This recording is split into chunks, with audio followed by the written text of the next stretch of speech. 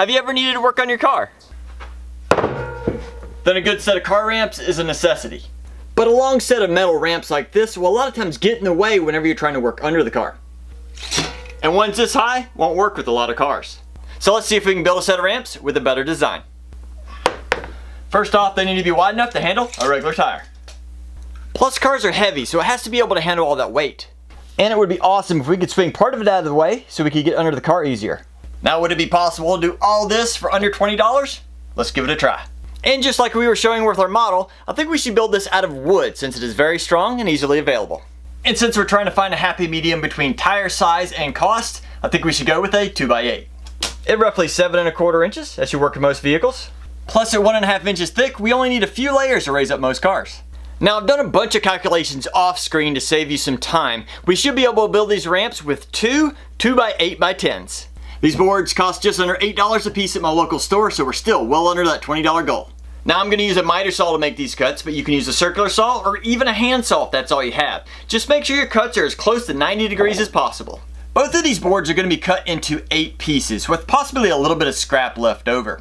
Each one will have one at 28 inches, one at 16 inches, 4 at 15 inches, 1 at 8 inches, and 1 at 3 inches. Now after making all the cuts, I do have some left over. It's about 4 inches long. And I'm sure some of you are probably thinking, why didn't I just add this to the longest board? Well, I have a good reason for that, and I'll show you in a little bit. On some wood ramps, you'll find a 45-degree cut here along this edge to help the tires go up a little bit easier. But a tire can easily climb a 2x, so I don't think it's necessary. To keep from mixing up these boards, let's separate these into 2 piles. Over here I have all the 15 inchers and the 3 inch, and the rest in the second pile. Now stack 2 of the 15-inch boards together and make sure they're as square as possible. Otherwise, this right here could cause problems later. If by chance you have clamps, this can help you with the next step, and if not, you can always just put some body weight on it. Now using some 2½ inch screws, we're going to secure these together. I'd suggest using at least 4. Then repeat that process with the 3rd and 4th board to create 4 layers. On one of the top ends of your stack, we want to attach the 3-inch board. But before we screw this together, being that this piece is so short, it's a good idea if we can pre-drill those holes so there's very little chance of it cracking. Now let's set this first stack to the side and start on the second. Starting with the longest board, we're going to take the 16-inch board, set it on top. We're going to set it to one side just like we did before, making sure everything is nice and straight and that's secured in place. Then we want to attach the 8-inch board on top of the 16, making sure it's flush on the same end and straight as well. Now this is the time to test fit it together and make sure that it's going to fit. We want to make sure it is pretty close. As long as there's no major gaps in here when you push it together, that's okay. If there's a pretty good gap in there, then you may want to take this apart and re-screw it together, making sure it is flush as possible. That right there, that should work great. Before we go any further, this is a good time to cut and assemble the second ramp if you haven't done so already. Now to secure this assembly together, I'm going to be using some old door hinges. I found these at a local yard sale. You can find these at yard sales or even flea markets. They don't have to look pretty as long as they still function really well. And just like many door hinges, the ones I purchased are not exactly flat along the back edge. When you lay them on a flat surface, you can see a slight little hump on each side.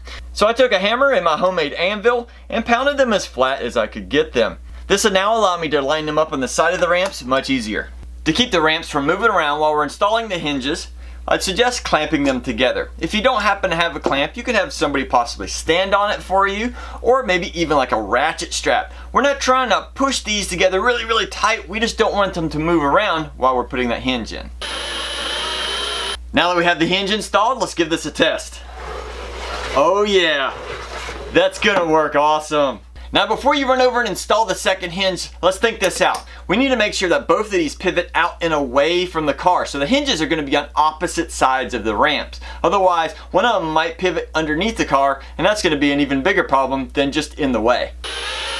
Now that we have both hinges on, let's look back at the budget. We set a $20 maximum for this project. We have just under $16 in the wood, and these hinges cost about $1 a piece at the yard sale. So we're up to $18. Since we have $2 left, I want to add a simple safety feature to these. On the side of the ramps without the hinges, I'm going to install these little hooks right here on the second level. And that's going to do two things for you. First off, whenever you're trying to move the ramps around, they'll be less likely for them to open up on you and just be difficult.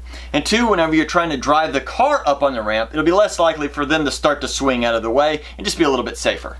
And I got these for just under $1 a piece.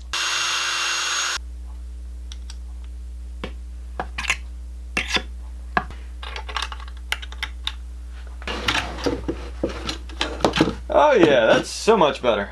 And with the hinges and the hooks in place, it's now ready to take out and test. Oh wait, I almost forgot. Remember that little scrap I had earlier when I was cutting everything off, and I said some people would probably say, why don't we just add it to the bottom length and make it a little bit longer? Let me show you why. If you were to have that extra added length, when you were going to store these away, you would easily be able to flip them upside down and have them on one nice even surface. This way, it's out of your way. You can keep them nice and compact. You can lay them down like this, or you can turn them on end. Either way, great way to store them.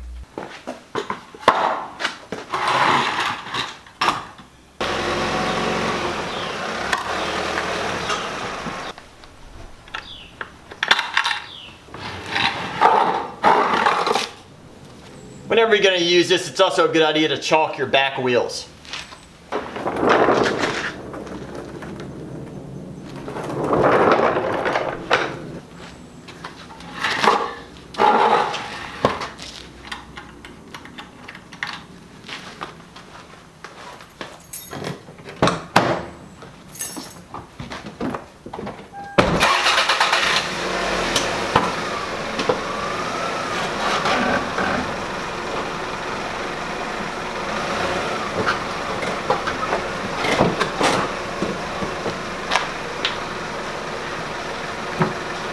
Chalks did their job.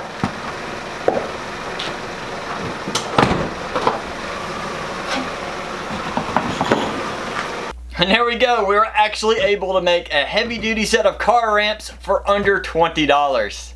And if you can think of any other ideas to make these ramps even better, or just change them up however you would like, please put that in the comments. I'd love to hear your ideas, and I'm sure everybody else would as well.